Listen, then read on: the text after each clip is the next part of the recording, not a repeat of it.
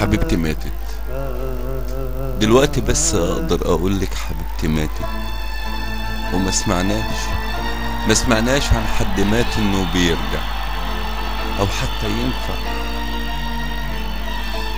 ينفع نستناه. دي جراحي لو فكرتني بيكي تاني ولقصتك عادت، هقتلها واقتل في قلبي هواك.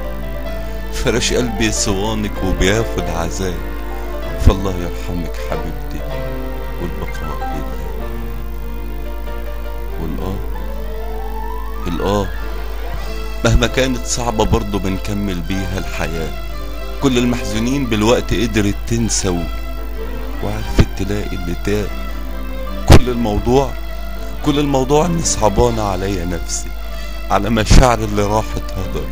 لكن دايما هصبر في روحي واقول لها حد بيعرف يغير قدر، والحزن زي المطر مهما كان كتير برضه بيخلص.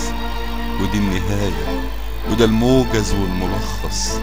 غلطتي اني ما اتعظتش من اللي فات، وانا عايشك ما خدتش بالي من الذكريات. صح مش جديد عليك الغدر، ما انتي زمان بعتي في لحظة ورحلتي في سكات.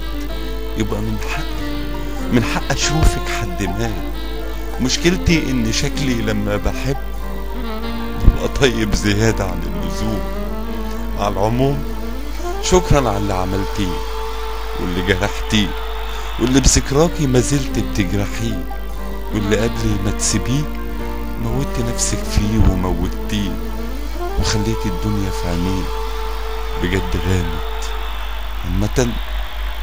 عامة من النهاردة حبيبتي خلاص ماتت.